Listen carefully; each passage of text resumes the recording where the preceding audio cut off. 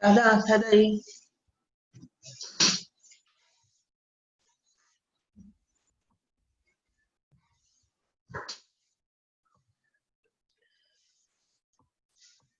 Ai, eu vou espirrar, meu Deus.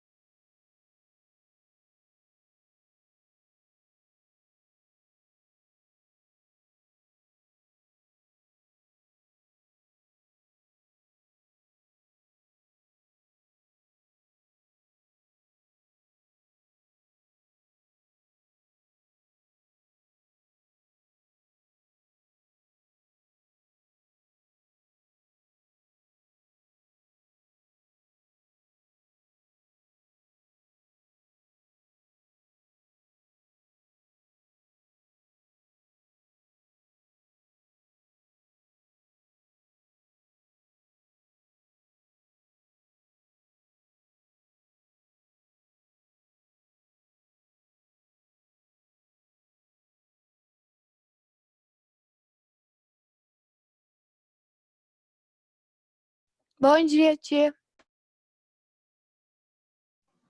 Bom dia. E aí, tá Tia, você tá descansado? melhor? Eu tô melhor, graças a Deus.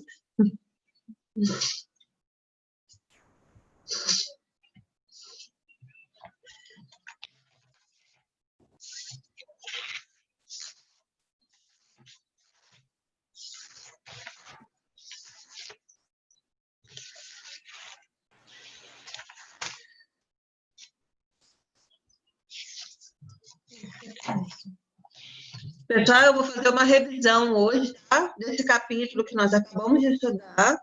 E aí, quando a aula acabar, eu vou enviar para vocês lá no grupo um link de uma atividade avaliativa, tá? No valor de 1 ponto só.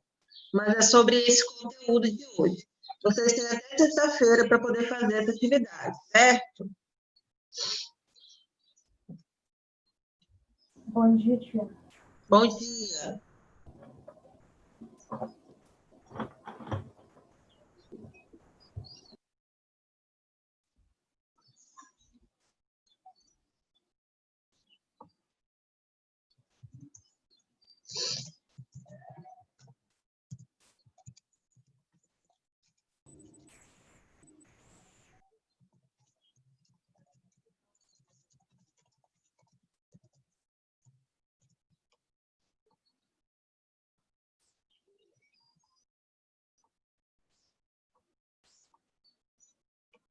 Tá todo mundo com preguiça?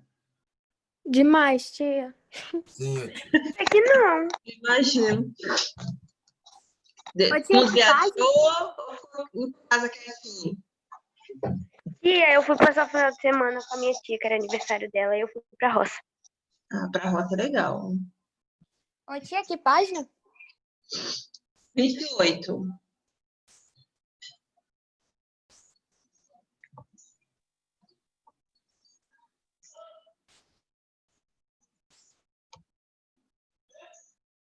Eu queria ter viajado, mas não deu.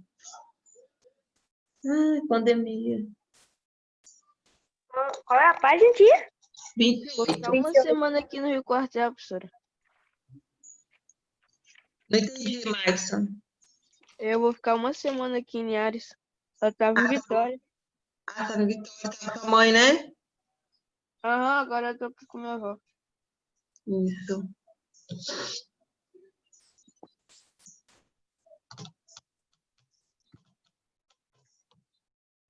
Esperar mais um pouquinho a galera chegar. E aí, tia, como você tá? Eu tô bem, graças a Deus. Bom. Tô cansada, pra falar a verdade. Bom Quero dia, férias. tia. Bom Ai, dia. Também, tia. Tem tempo que a gente não tem férias. Menino. mãe,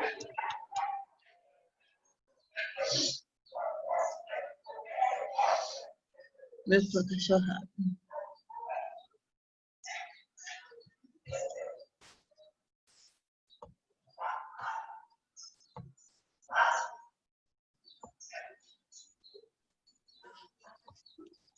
Bom dia.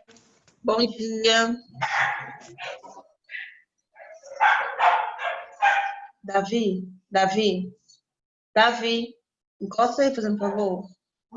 Encosta aqui a porta, fazendo favor.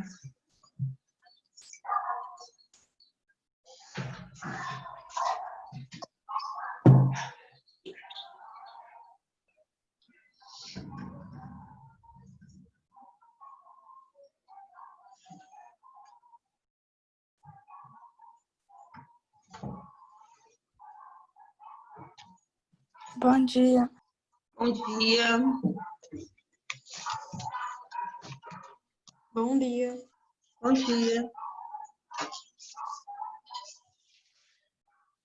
Pessoal, nós vamos fazer a atividade juntos hoje, tá? É a atividade da página 28 e 29, o que já conquistei lá no livro didático.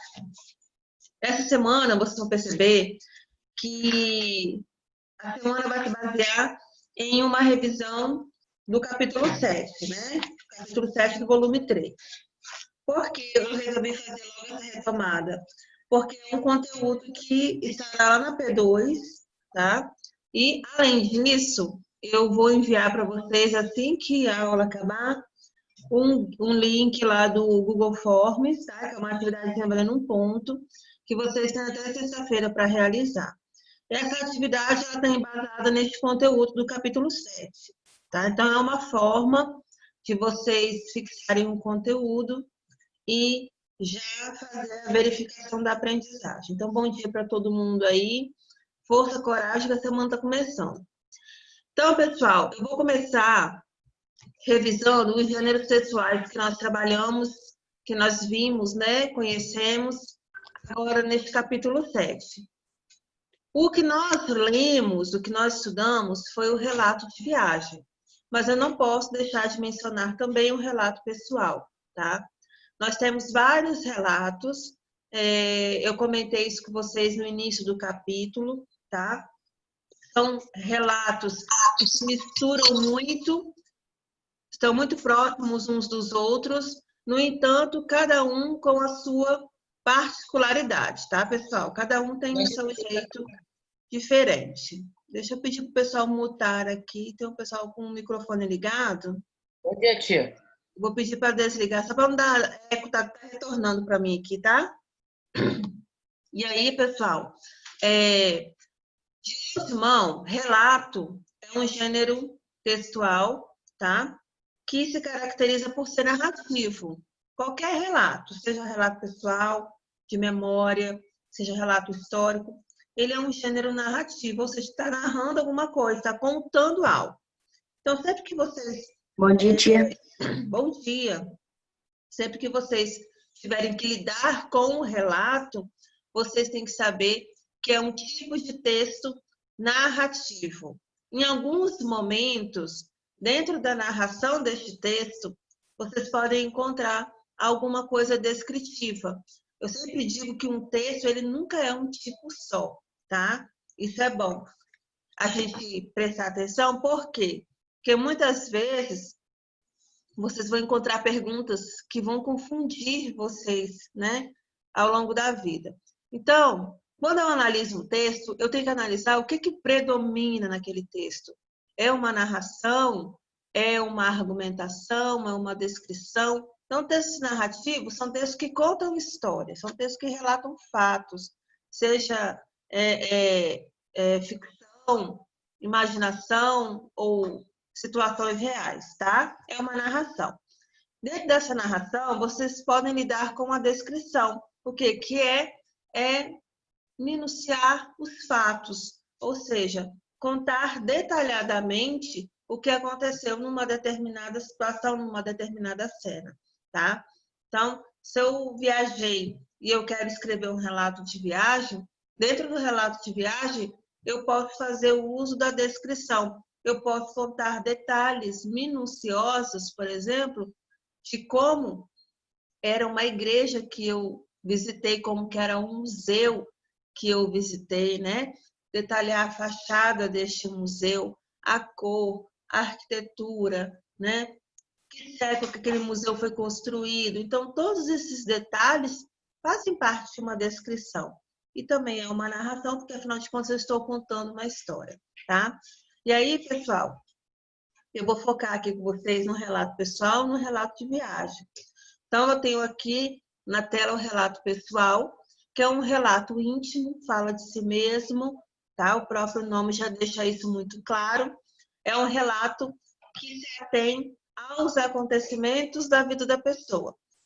É um acontecimento passado?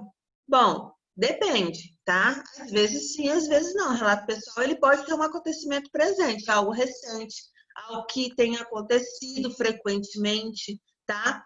Quando eu quero tratar de algo mais distante, de um tempo mais distante, né? Por exemplo, eu estou na minha fase adulta, mas eu quero contar algo que aconteceu na minha infância, aí eu já vou tratar como um relato de memória, tá? O relato pessoal, ele é algo mais presente, digamos assim, tá? Vai ter situações no relato pessoal que vai tratar num pretérito. Mas isso aí a gente tem que analisar quando nós formos escrever. E aí, pessoal, relato pessoal, texto escrito em primeira pessoa, tá? Sempre falando de si mesmo e das suas experiências, certo? E tentar mostrar também as sensações, as suas sensações, os seus sentimentos. Que é algo, por exemplo, que você não encontra num relato histórico. Porque o relato histórico, ele trata de algo que é universal, né? Algo que pertença à sociedade. Então, não vai tratar de sentimentos particulares, né? Medos, angústias que a própria pessoa viveu. Então, lembre-se sempre, textos escrito em primeira pessoa. Se o texto é escrito em primeira pessoa, significa que os verbos daquele texto estão conjugados em primeira pessoa. E aí, na sequência, eu coloquei o relato de viagem, fato que a gente trabalhou com mais eficácia, né? Com mais ênfase neste capítulo. Então, também é um texto narrativo, também é um texto narrado em primeira pessoa, também é um texto pessoal. Porém, esse texto, ele não foca, ele não tem como prioridade a pessoa em si, os meus sentimentos, né? A minha vida íntima. O foco do relato de viagem é a viagem, é o lugar que está sendo visitado, tá? É a experiência de você comer uma comida diferente, você visitar um lugar diferente, é a sensação de você conhecer algo antigo e assim por diante. Então, as descrições que vão aparecer ali naquele texto, no relato de viagem, vão se ater muito ao lugar em si, a sensação da viagem, tá? E aí, pessoal, tem aqui na nossa tela diálogos facultativos, ou seja, pode ser que você perceba um diálogo ou outro no relato de viagem, mas isso não é uma obrigatoriedade. Isso vai depender de quem está escrevendo, se a pessoa quer ou não.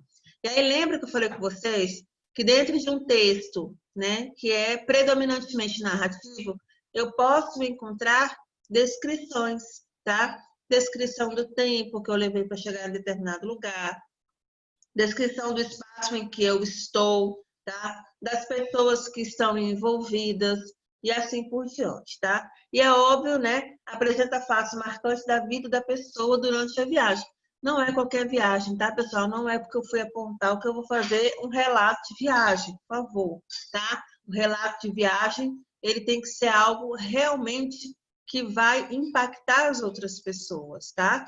Que vai mexer com o emocional, com o interesse das pessoas. Algo que ninguém conheça. Que para ser um relato tem que chamar atenção. Findando essa parte, pessoal, eu vou aqui para termos essenciais da oração, para poder revisar essa parte com vocês. Eu acho que foi um conteúdo que foi bem aplicado, os termos essenciais da oração. Eu não percebi grandes dificuldades, mas quem ainda tiver com alguma dúvida, o momento de eliminar essa dúvida é agora, tá, pessoal?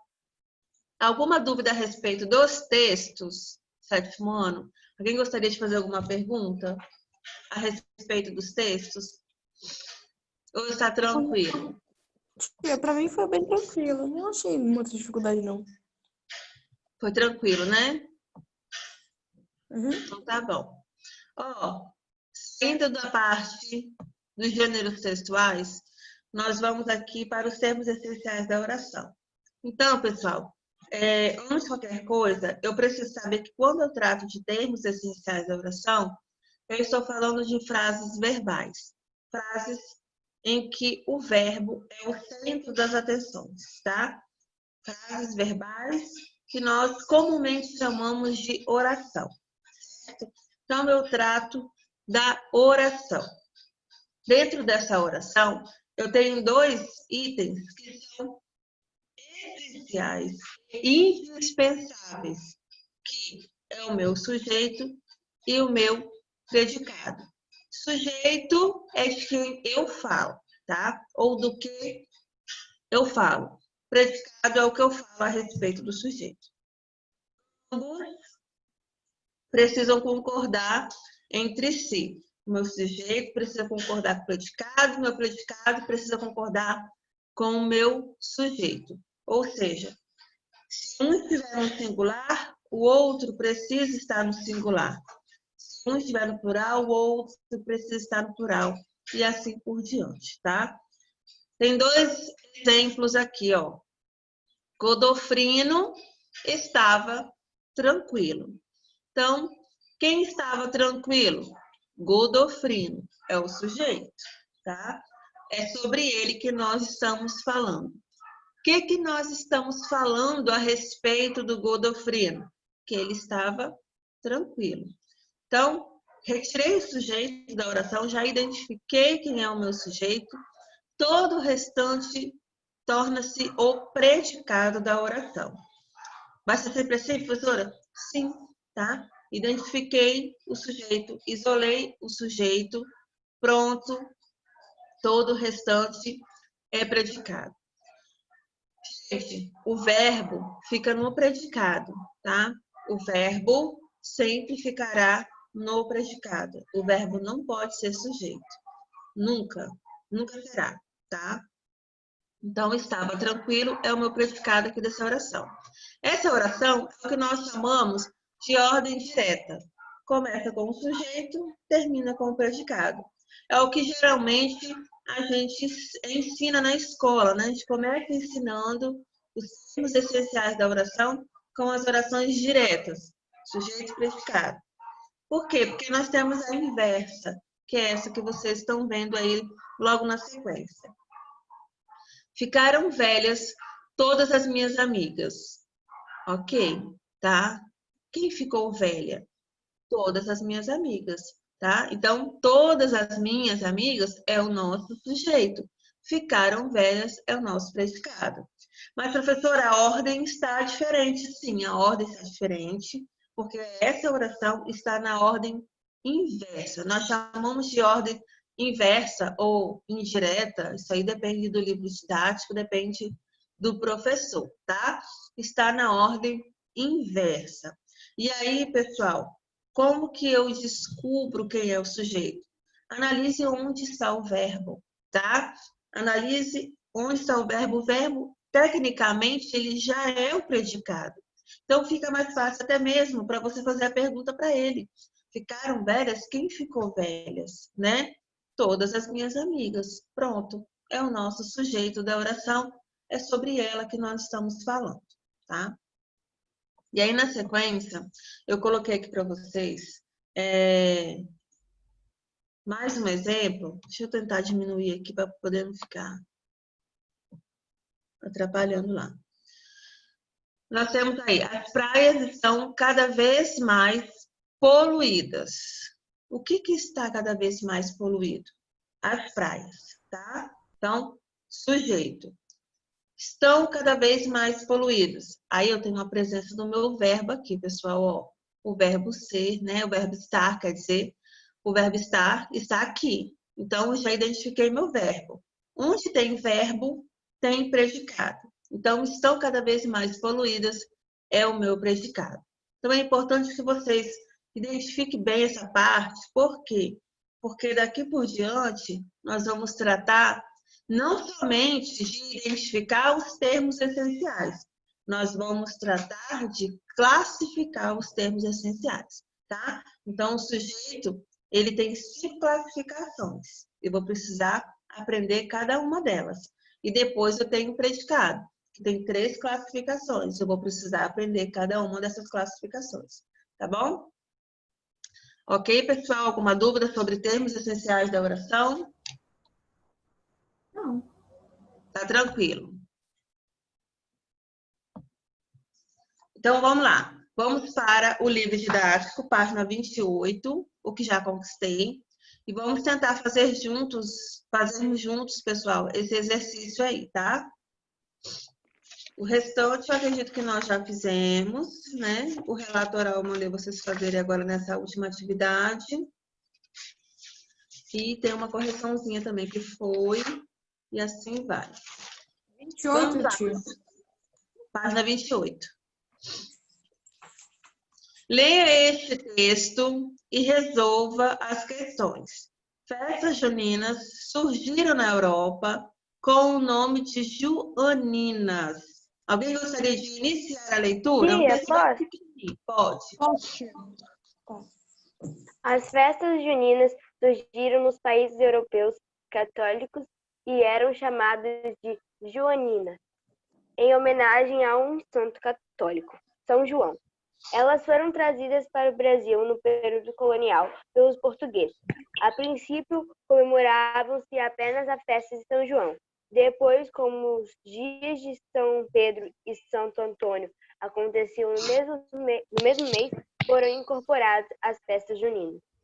Com o passar do tempo, as festas juninas foram ganhando características das várias regiões do nosso país. Elas hoje fazem parte do folclore brasileiro, com as fogueiras, bandeirinhas coloridas, barracas de comida típicas e as danças de quadrilha. São tão populares quanto o carnaval. Apesar de todo o Brasil comemorar as festas juninas, é na região Nordeste que elas são mais difundidas. Campina Grande, na Paraíba, e Caruaru, em Pernambuco, são cidades famosas por suas festas e concursos de quadrilha. O mês de junho é aproveitado também para agradecer aos santos pela colheita farta, principalmente a do milho. Não é à toa que a maioria das comidas típicas de festas juninas são feitas de milho. Afinal, junho é um mês de colhê-lo em muitas regiões. Tem opção para todos os gostos: pamonha, curau, milho cozido, canjica ou munguzá, cuscuz, pipoca, bolo de milho, proá de milho, bolo de fubá. Outras comidas típicas do período junino são pé de moleque, paçoca, arroz doce e quentão. Eita, trem bom! As roupas para dançar quadrilha são um espetáculo à parte. Os homens vestidos de camisas xadrez e as mulheres de vestidos de chita colorida e chapéus de palha retratam um Brasil caipira. Em muitos estados são promovidos grandes concursos de quadrilha. Cuidado! Os fogos de artifício e as bombinhas que tanto encantam adultos e crianças devem ser manuseados apenas por pessoas que tenham habilidade. Eles são explosivos, portanto, muito perigosos. Podem causar acidentes, queimaduras graves, amputações e até morte. Isso. Obrigada, Ana. Pessoal, Fala, tia. esse textinho aqui, ele é um relato. Vocês conseguem identificar que tipo de relato nós estamos falando?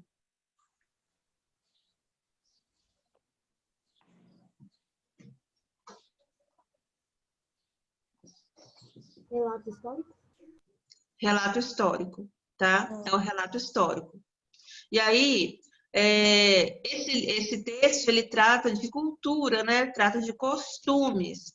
Tudo que é cultural e é costumes, levou-se muito tempo, tá? Para poder fazer parte daquela sociedade, fazer parte de uma determinada data, de um determinado período, ok? Então, lá nós temos aí o carnaval, que acontece, né? Comumente no mês de fevereiro, faz parte da cultura nacional, faz parte de um costume, mas levou-se décadas, né, para que ele pudesse ser institucionalizado. Então, pessoal, quando leva-se muito tempo para que algo torne-se parte da nossa história, trata-se de um relato histórico. Nesse caso, é um relato histórico. Por quê? Porque está falando como que a festa junina ela é mencionada lá na Europa, né? Está tratando dos costumes, das comidas, dos pratos que são mais consumidos neste período, qual é o período do ano que essa festa acontece, né? E assim por diante. Então, aqui nós tratamos de um relato histórico. Observe que em nenhum momento o texto ele fala sobre o quanto as pessoas gostam de festa junina, qual o sentimento que a pessoa tem ao dançar quadrilha, não está tratando dos sentimentos, né, e da personalidade de ninguém. Está falando mesmo de um evento cultural, tá? Então, lá na página 28, na questão 1, vocês vão colocar aí, ó, é um relato histórico. Por que é um relato histórico? Porque traz informações, tá? Importantes a respeito de um evento cultural, tá bom? Que é a festa junina. E aí, vocês coloquem aí na resposta de vocês, tá bom? Deixa eu ver que horas são. Questão 2. Questão 2 está assim, ó. Identifique nestes períodos sujeito e o predicado, transcrevendo-os no espaço indicado. Olha só, lá na letra A. Festas juninas surgiram na Europa com o nome de joaninas. Pessoal, quem é o sujeito? Festa junina. Festas juninas, né? Não é isso? E predicado? Surgiram na Europa com o nome de Joanina. Isso aí, surgiram na Europa com o nome de joaninas. Então, desmembre aí esse corpo. Sujeito para um lado, predicado para o outro.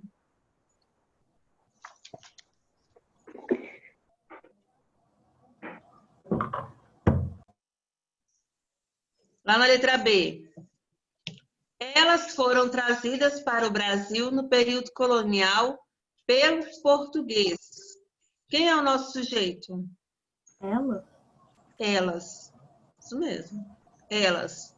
E todo o restante é predicado. Foram trazidas para o Brasil no período colonial pelos portugueses. Tudo isso aí é predicado.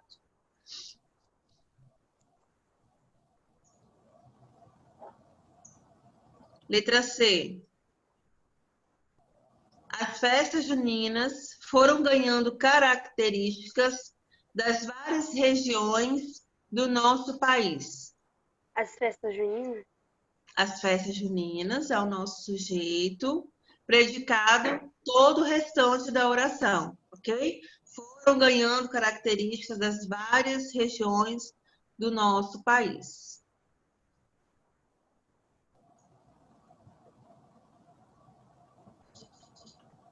Letra D. Outras comidas típicas do período junino Pé de moleque, paçoca, arroz doce e quentão. Quem é o sujeito? Pé de moleque, paçoca, arroz doce e quentão. Outras comidas típicas do período junino. Outras comidas típicas do período junino. Tá? Olha onde está no verbo. São. O que são pé de moleque, paçoca, arroz doce e quentão? São outras comidas típicas do período junino. Tá? Então, nosso sujeito é outras comidas típicas do período junino. Todo o restante é predicado.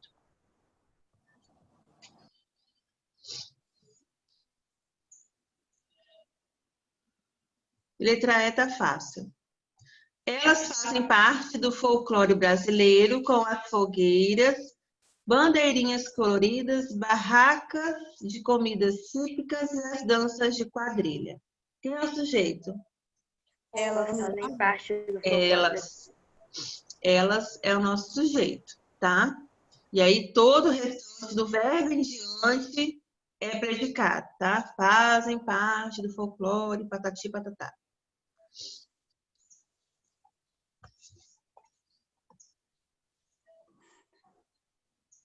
Tia, você pode repetir a B pra mim? A letra B? Peraí. É. Letra B. Elas foram trazidas para o Brasil no período colonial pelos portugueses. Aí o sujeito é elas. E todo o restante é predicado.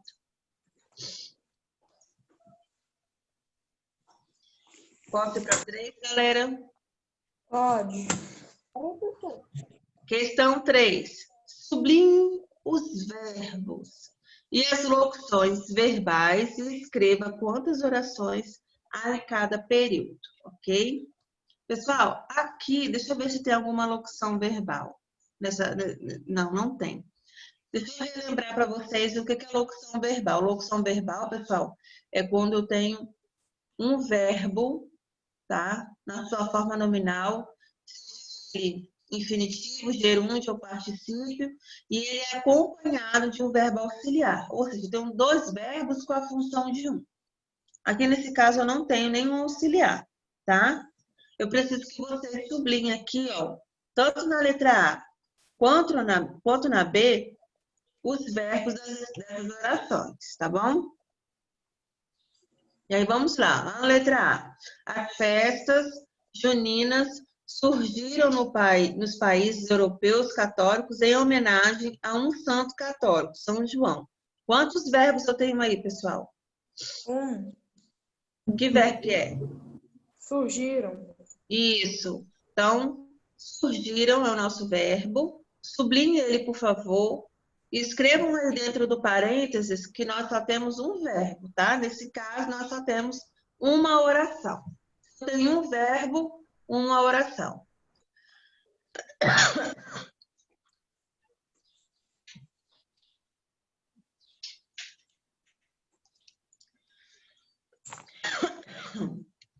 Letra B.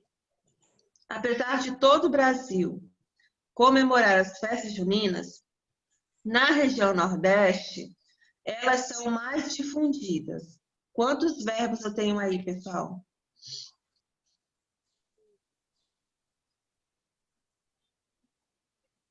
Tia, eu acho que é 2, eu acho.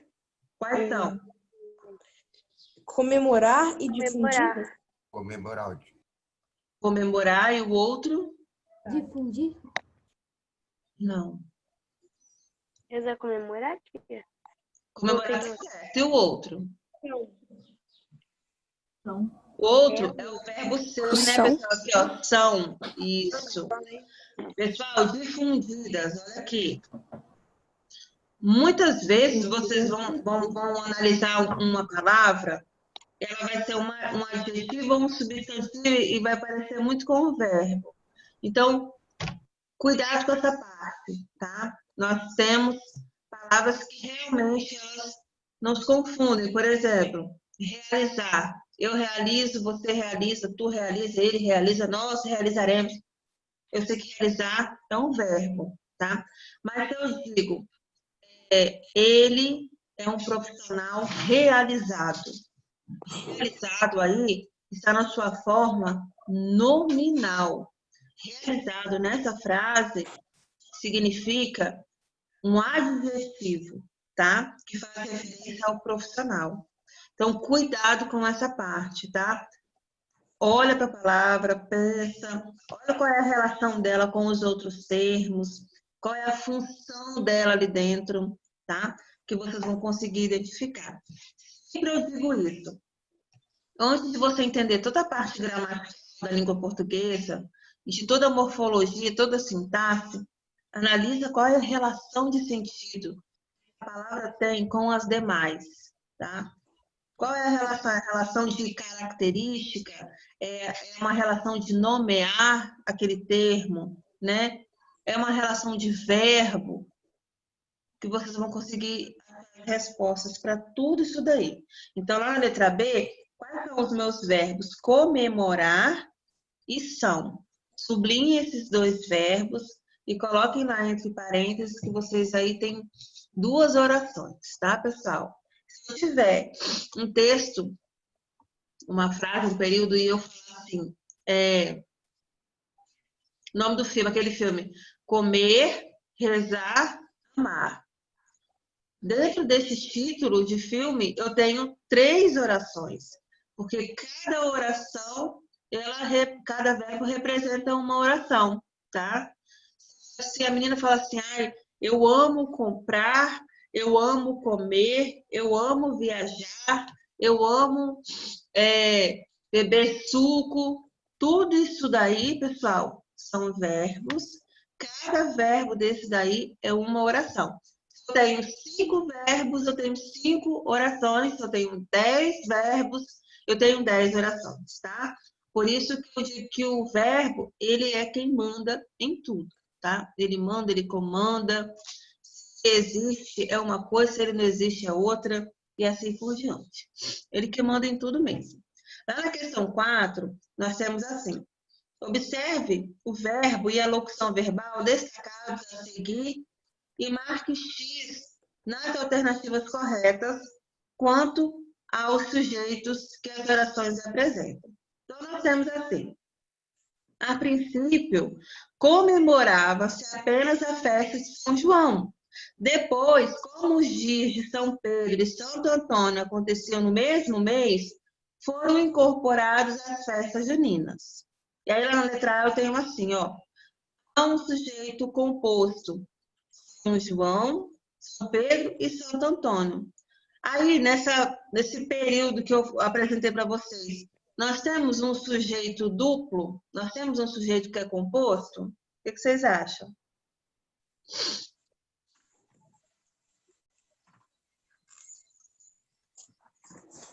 Não? Repete aí. A princípio, comemorava-se apenas a festa de São João. Depois, como os dias de São Pedro e Santo Antônio aconteciam no mesmo mês, foram incorporados às festas juninas. E aí, eu tenho 3 opções aqui: letra A, letra B, letra C. Eu tenho uma apenas que é correta. As demais estão incorretas. Então, eu preciso que vocês analisem esses 3 pressupostos aqui e tentem identificar se está de acordo com o que foi mencionado acima, tá? Eu vou deixar vocês pensarem aí, eu tenho uma aula para dar agora com meu aluno especial. Então, pessoal, pensem aí nessa questão, que quando eu retornar, semana que vem, eu vou voltar nessas 2 questões aqui na 4 e na 5. Tá? Estou enviando agora, nesse instante, o link para vocês fazerem lá do Google Forms, tá? Vocês podem estudar primeiro, vocês têm até sexta-feira para realizar. Tá bom, pessoal? Ok. Beijinho para todos vocês aí. Descansem. Tchau, tchau. Tchau, professora. Tchau, tchau.